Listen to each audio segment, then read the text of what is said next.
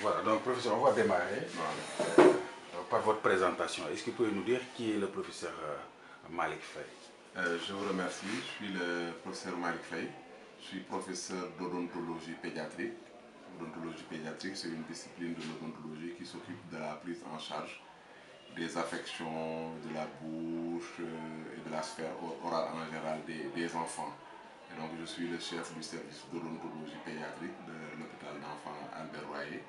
Et à ce titre, j'ai été élu président de la commission médicale d'établissement depuis 2016. Voilà, donc la commission médicale d'établissement qui est une structure d'appui et de conseil à la direction qui est constituée par l'ensemble des chefs de service et les représentants des médecins, des pharmaciens et des chirurgiens dentistes chargés d'accompagner l'administration dans tout ce qui est gestion médicale de l'hôpital.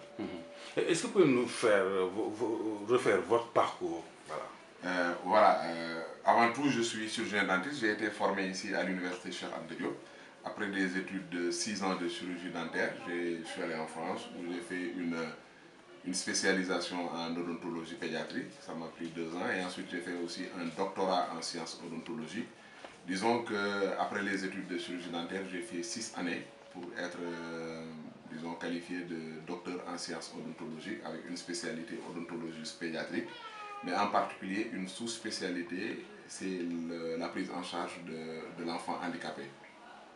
Et donc, voilà, ensuite, j'ai continué mon chemin en tant que praticien hospitalier, mais aussi en tant que, enseignant à l'université où j'ai été reçu au concours d'agrégation, ce qui m'a conféré le titre de professeur agrégé ou de maître de conférence agrégé de l'odontologie pédiatrique. Je suis aussi en même temps le vice-doyen, deuxième vice-doyen de la faculté de médecine, de pharmacie et d'odontologie. Alors, vous nous avez briefé un tout petit peu sur la fonction ou le rôle de la commission médicale d'établissement. D'accord. Est-ce que vous pouvez nous dire depuis quand est-ce que vous avez été élu? Je pense que c'est en 2016. J'ai été élu président de la commission médicale d'établissement en mars 2015. En remplacement du professeur Mamadou Sarr, qui est parti à la retraite, actuellement. D'accord. Alors, est-ce qu'une CME dans un hôpital d'enfants est spécifique est-ce qu'elle ressemble à une autre CME, par exemple, dans un autre hôpital? En réalité, la CME, c'est une CME. Que ce soit quelle que soit c'est pas la spécificité de l'hôpital qui fait la CME. C'est un comité qui est régi par des textes et qui existe dans les hôpitaux de niveau 2, de niveau 3. Et donc, c'est un organe consultatif qui est mis en place et qui est chargé d'accompagner l'administration dans tout ce qui est gestion médicale de l'hôpital. Donc il n'y a pas de spécificité particulière. On est un hôpital d'enfants, il y a différents services médicaux. Il y a des services médicaux, des services d'aide au diagnostic, radiologie, plus le laboratoire. Et voilà, la chirurgie pédiatrique, l'ophtalmo, tout ça, ce sont l'ensemble de ces chefs de service qui travaillent pour l'enfant, mais qui constituent, disons, la CME. Elle n'a pas de particularité, que ce soit un hôpital d'enfants ou un autre hôpital. D'accord. Est-ce que vous pouvez nous parler, nous dire un tout petit peu par rapport à votre bilan depuis que vous êtes à la tête de la CME?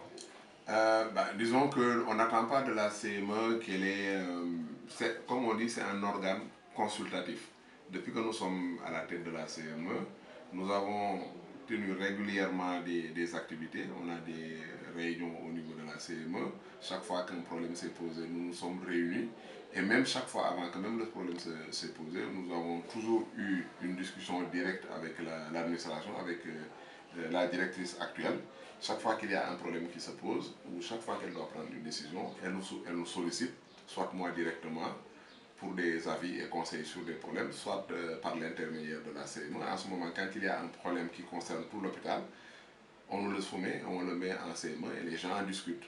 Donc on doit discuter chaque année du budget avant que le budget ne soit adopté. Nous en discutons, nous en avons discuté. Ensuite, une fois que le budget est adopté, quand il y a des modifications, nous en discutons pour tout ce qui est activité financière. Et ensuite, là, il y a le rapport d'activité, des activités, que ce soit les activités médicales ou les activités financières de 2017. On en a discuté. La CME donne son avis sur toutes ces choses-là. Donc en dehors de ces réunions où on discute du budget et de toutes ces variantes, on a aussi des réunions de façon spécifique sur des problèmes qui sont là, qui concernent l'hôpital. Vous avez vu, on s'est aussi réunis pour discuter un peu des chantiers qui sont là, parce que nous sommes impliqués aussi en tant que partie prenante sur la gestion des chantiers. Et nous sommes réunis, nous avons donné notre avis par rapport à ça. Nous nous sommes aussi réunis pour donner notre avis sur les gardes et les astreintes au niveau de l'hôpital. D'ailleurs, on aura une autre CME qui va se réunir exclusivement pour voir un peu comment est-ce qu'on va gérer de façon beaucoup plus efficiente les gardes et les astreintes. Nous avons discuté aussi avant cela sur la mise sur pied de cette unité que vous voyez ici, au niveau des urgences. Nous en avions discuté parce que nous avions pensé qu'il y avait le problème au niveau des urgences était un problème qu'il fallait régler. Nous en avions discuté avec le professeur Ousmane Diaye, coordinateur des activités pédiatriques. Nous avons mis sur pied un petit organigramme qui nous a permis de soulager un peu la consultation externe en créant une unité spécifique où on va faire des hospitalisations de courte durée et une unité de stockage. Et ça nous a permis déjà, dès l'entrée, de voir les patients, les malades, de les trier, de voir ce qui relève de la véritable urgence. En ce moment, on les transfère dans cette unité et ce qui relève d'une consultation ambulatoire, on le donne aux autres pédiatres. Donc vous voyez, on intervient sur tout ce qui est activité médicale, tout ce qui concerne le médical. Soit on est sollicité par l'administration, nous intervenons, soit nous sommes sollicités par des collègues par rapport à un problème qui se serait déroulé dans le service, nous intervenons. Nous sommes en fait l'interface entre le médical et l'administration. Donc il n'y a pas de bilan à proprement parler, nous nous réunissons régulièrement et chaque fois qu'il y a un problème ou chaque fois qu'on nous sollicite en réalité. Voilà. Je sais que vous, durant votre présidence, vous associez l'administration au cours des réunions de la CME. Pourquoi cette option? Non, il y a un de mes grands qui est professeur de médecine, qui est aussi président du comité médical d'établissement, qui me disait que la CME, en fait, c'est le conseil technique médical de la direction. Donc j'estime que notre rôle, c'est d'être le conseiller médical de la direction. L'administration est là. L'hôpital, il y a différentes composantes. Il y a le médical, le paramédical, le technique, l'administration. Donc, nous, il n'y a rien à cacher. Nous jouons notre rôle de conseiller si on nous demande conseil. Si on ne nous demande pas conseil, même si on voit qu'il y a un souci, quelque chose qui se passe, ben on le fait. Donc on travaille en parfaite collaboration avec l'administration. Et je dois avouer aussi que Madame le directeur quand même nous associe. Hein, à chaque décision, elle nous associe.